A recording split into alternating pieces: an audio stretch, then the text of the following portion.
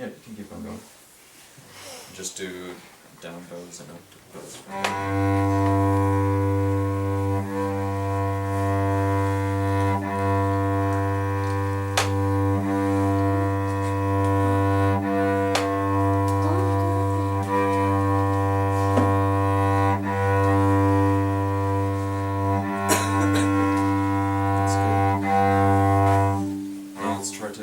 Just do a down bow and an up bow on each string. So start with the top string and start all the way from the frog. And just do a down bow and an up bow and then switch to the D string. Now go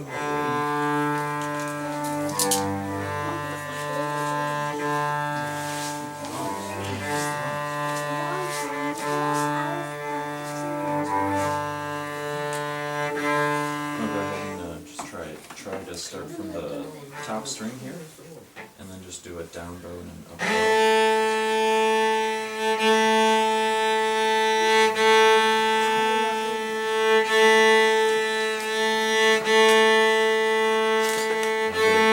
Obviously, my bow is a little bit, long for your setup, so you should be using a shorter bow, which is good. The general thing to remember is that in the lower end of the cello on these two strings is to have the frog be, this is the frog here and that's the tip, and to have the frog be closer to you than the tip, so it's got this angle, and then naturally as the bow goes to the higher strings, the tip's going to come a little bit closer, and then this will be a little further away for you. And as far as like bow angle and things like that, you want to try and get as much of the bow hair flush with the string as you can, which you're doing a good job of right now. And you do want to have a little bit of the tip this way, because you use all the power coming through the arm here, through this setup, through that first finger. And so you pronate the first finger on the bow to get the bow to flex, And it's good to have it do this. You just don't want the bow hair to get too off or anything like that. So those are a couple general things to keep in mind. So why don't we just do down, up, down, up, down, up, and just do a down, up on all of the strings just once.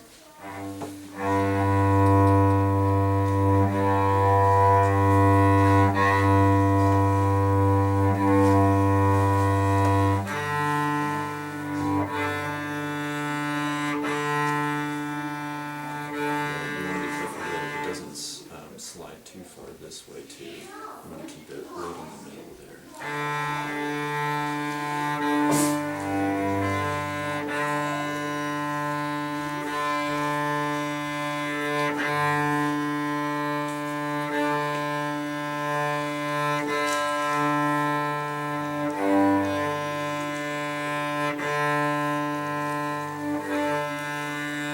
So how does this whole setup feel to you? Does it right now? Do you feel mostly relaxed while you're bowing? Very relaxed heart. Relaxed? No. No? Like tense? Yeah. Do you feel tense? Okay. Yeah, you just need to be careful of that setup is like that because it's a strong setup. If you let the thumb push the bow into this part of the hand, then you can leave this really relaxed, and it saves a lot from a lot of tension here.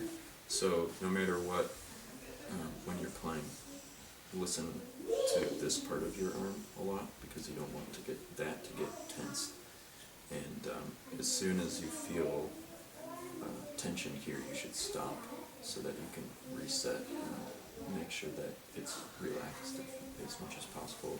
You should be able to feel a lot of these muscles and things like that working too when you bow. And a lot of it is keeping the shoulder and this part of the arm up so that when you're doing the down and up bow, everything comes from higher above and then down through to the bow. So don't do this. That would be bad. Have it come from above. And the trick is trying to keep a loose enough hold so that you stay healthy and relaxed.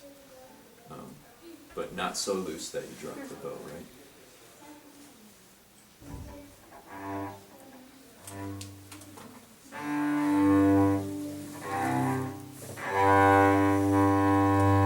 Yeah, it's just...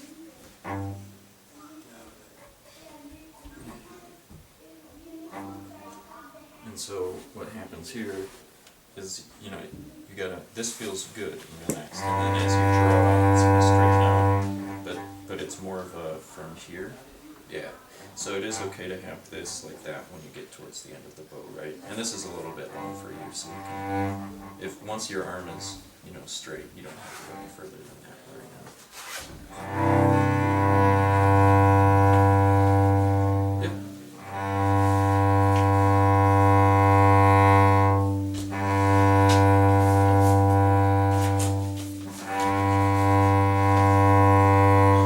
And then as you get up here, you feel how this had to lift a little bit for the higher string, and as you go down here. So just being aware of how that goes to, oop, yeah, relax this. Yeah, good.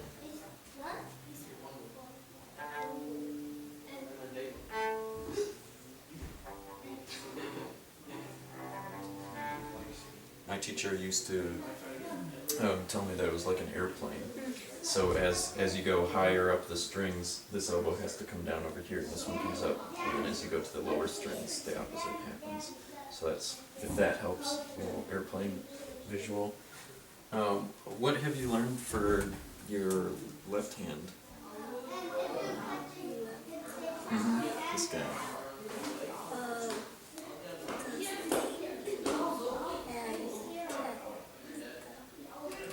Cats.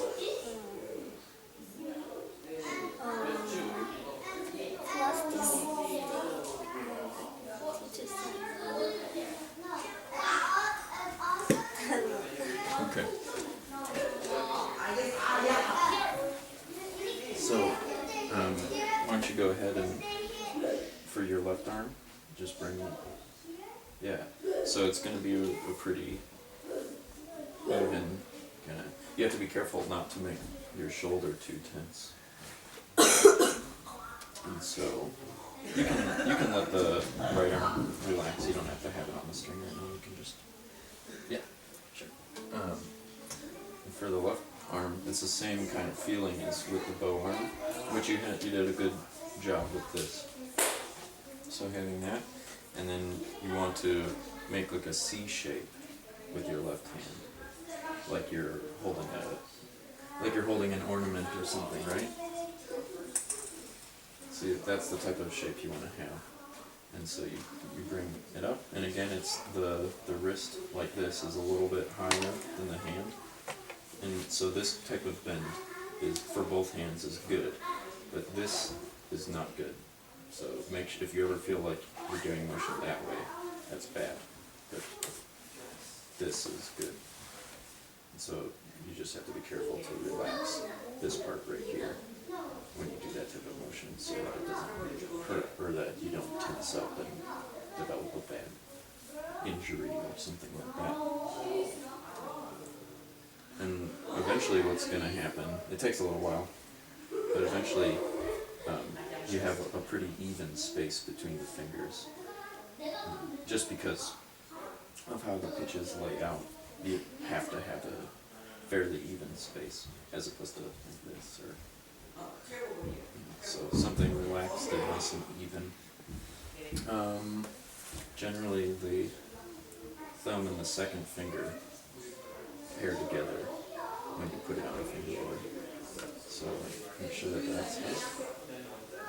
And then the thumb will go directly on the back like that. And then let's play on this D string here. And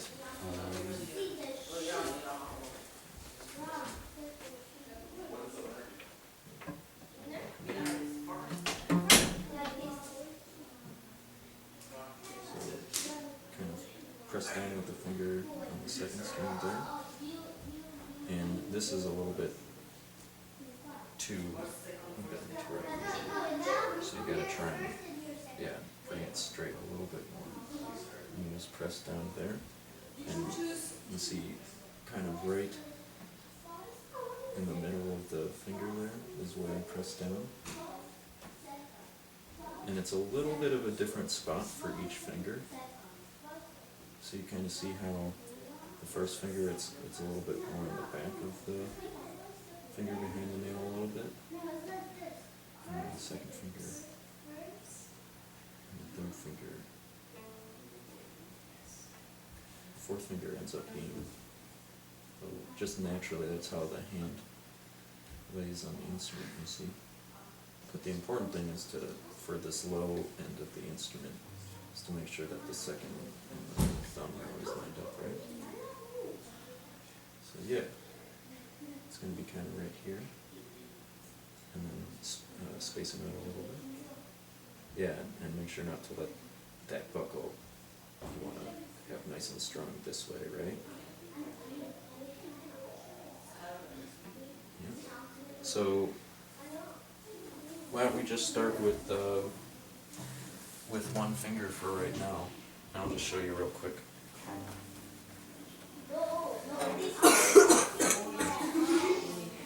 And on this, do you know the string names yet?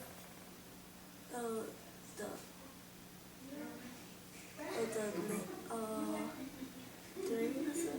Like C, G, D, A. So we'll be on and it's 1, 2, 3, 4. So we'll be on the second string, which is the D string. And just we'll have to go. See how where the thumb rests here. We'll just go down bow, and then we'll place the first finger down up here.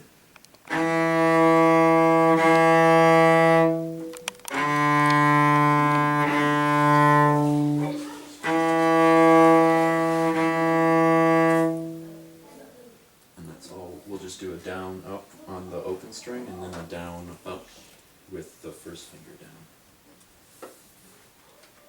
So here's the bow. And I'll show you where that note is real quick. So yeah, make sure that this is up high enough, and that first note is going to be about here. And make sure that the thumb, yeah.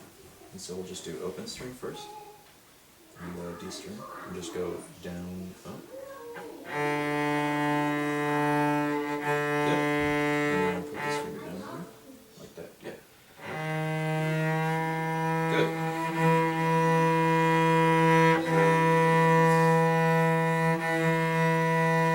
Now do the open string with this finger up. Yep.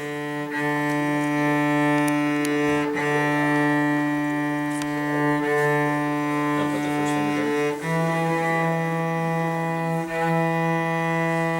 And open string. Alright, now we're going to try and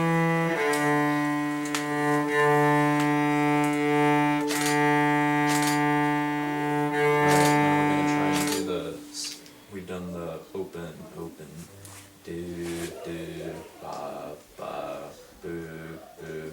Now let's try with the second finger now.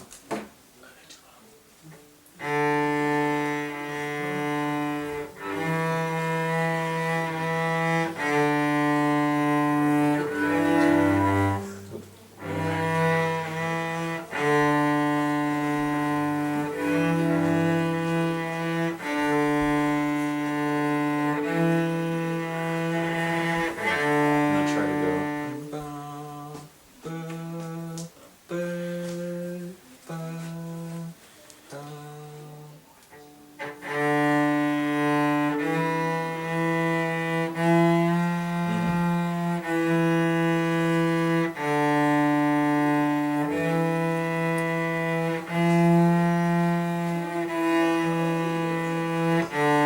Now can you do ba, ba, ba, ba, ba, ba, ba, ba, ba.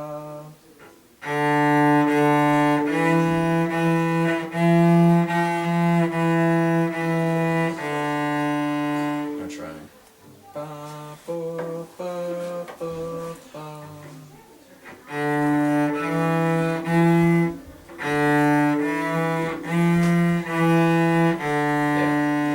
Now, you're sitting a little far back in your chair, and that's causing the elbow needs to be further up. So can you sit at the front of your chair as opposed to the back of the chair? Yeah, great.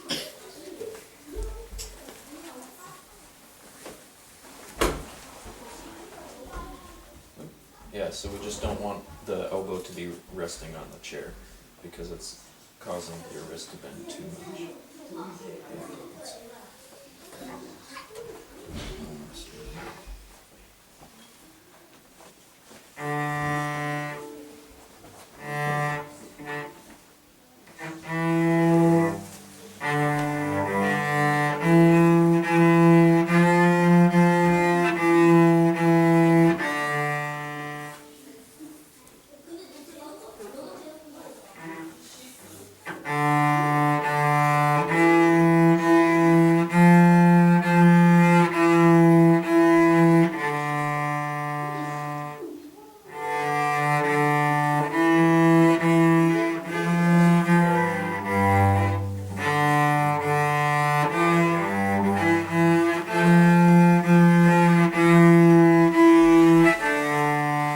So this is still a really new thing for the left hand.